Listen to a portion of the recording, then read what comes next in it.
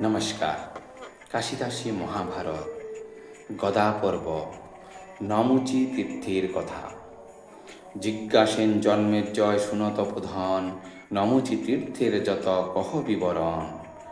বলেন বৈশস্পায়ন শুন পুরুরায়, নমুচি তীর্থের কথা কহিব তোমায়। নমুচি দানব ছিল কশ্যপ তনয়, বাল্যকালে ছিল সেই অতীব তেজময়। ব্রহ্মার তপস্যা আরম্ভিল দৈত্যবর, অনাহারে তপ করে সহস্র বৎসর।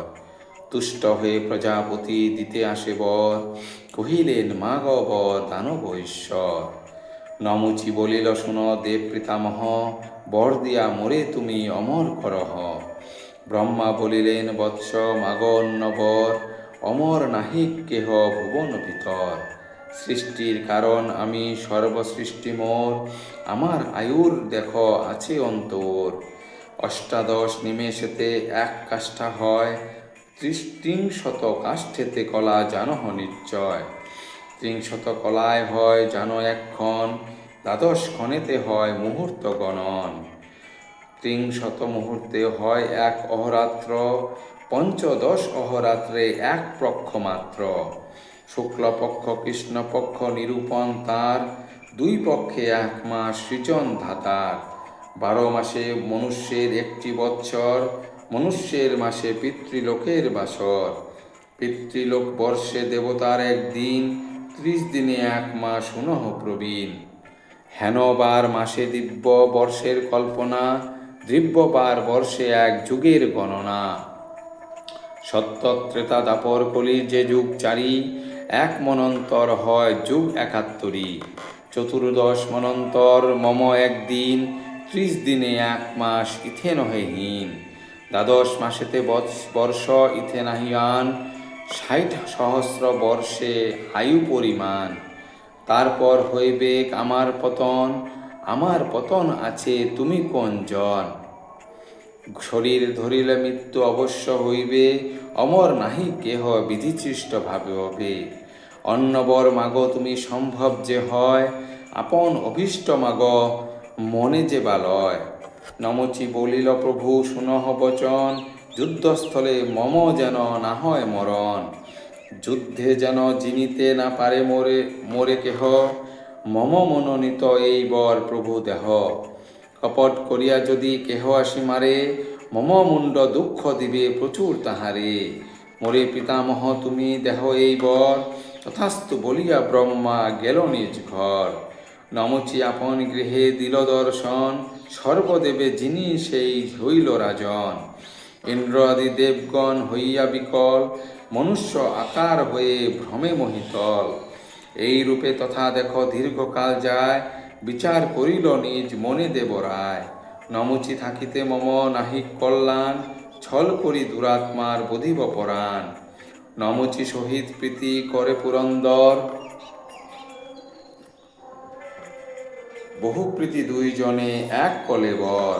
এই রূপে কতকাল উভয়ে জপিল, দৈবে ইন্দ্র একদিন একাকী পাইল। পথ মাঝে মুণ্ড কাটি করে দুই খান, স্কন্দ পরে মুণ্ড ধায় অগ্নির সমান। মুখ প্রসারিয়া মুণ্ডু যায় গিলিবারে, প্রাণ ভয়ে দেবরাজ পলায় সত্তরে। ভ্রমিল পাতাল সপ্ত ভয়ে পুরন্দর, পাছে পাছে খেদারিয়া যায় মুণ্ডবর। সপ্ত স্বর্গ ক্রমে ক্রমে করিল ভ্রমণ, ধে ইন্দ্র কহে ব্রহ্মার সদন। রক্ষা কর পিতামহ লইনু শরণ, তরায় করহ রক্ষা দেব বেদানন। ছল করি করিলাম বদ নমুচিরে, নমুচির মুণ্ড ধায় গিলিবারে মোরে। ভ্রমি সপ্ত স্বর্গ পাতাল বেড়াই, চতুর্দশ ভুবনেতে রক্ষা নাহি পাই। কিরূপে পাইব রক্ষা কহ মহাশয়, নমুচির মুণ্ডু মোরে গিলিবে নিশ্চয়। এতএব কর প্রভু ইহার উচিত, ব্রহ্মা বলিলেন ইন্দ্র যাও ত্বরান্বিত। সরস্বতী স্নান দিয়া গিয়া কর সুরপতি, পতন হইবে মুণ্ড ঘুচিবে দুর্গতি। এই কথা ইন্দ্রে কহিছেন পদ্মাসন, হেন কালে মুণ্ডু তথা আসিল তখন। বিকৃত আকার মুণ্ড মুখ পরিসর, প্রলয় কালেতে যেন দীপ্ত বৈশ্যানর। দেখিয়া পলায় ইন্দ্র নাহি বান্ধে কেশ, ইন্দ্রের দুর্গতি দেখি দুঃখী সর্বদেশ। ব্যাগে ধায় ইন্দ্র নাহি পাছু পানে চায়, নমুচি দৈত্যের মুন্ড পশ্চাতে গোড়ায়। কতক্ষণে উত্তরিল সরস্বতীর তীরে, অতি বেগে উপনীত মুন্ডু তথাকারে। মুন্ড দেখি দেবরাজ জলে ডুব দিল, ডুব দিবা মাত্র মুন্ড ভূমিতে পড়িল। নিস্তার পাইল ইন্দ্র মহাপাপ হতে, মুনিগণে সম্বদিয়া লাগিল কহিতে। শুনহ তোমরা যত মহামুনিগণ, এই তীর্থ বর আমি করিনু সৃজন। বলিবে নমুচি তীর্থ এবে সর্বজন, ইহার স্নানের কথা শুনো দিয়া মন। কোটি কোটি জন্মে যত মহাপাপ হয়, ইহার স্থানেতে সর্ব খণ্ডিবে নিশ্চয়। তীর্থ নিরূপণ করিলেন দেবরায়, নমুচি তীর্থের কথা কহিনু তোমায়। তথা উপনীত হন রোহিণী নন্দন, স্নান করি তুষিলেন ভোজনে ব্রাহ্মণ। যজ্ঞ হোম করি বিপ্রে দিয়া নানা দান, তথা হতে করিলেন মুসলি প্রয়াণ।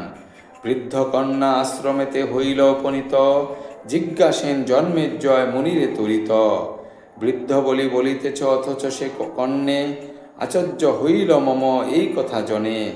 বিস্তারিয়া সব কথা পহতপধন, শুনিবারে ইচ্ছা বড় ইহার কারণ। মহাভারতের কথা সমান পীয়ূষ, যাহারে শ্রবণে নয় হয় নিষ্কলুষ। গদা পর্বে তীর্থযাত্রা অপূর্ব কথন, পাঁচালী গণ প্রবন্ধে কাশীরাম বিরচন। ধন্যবাদ।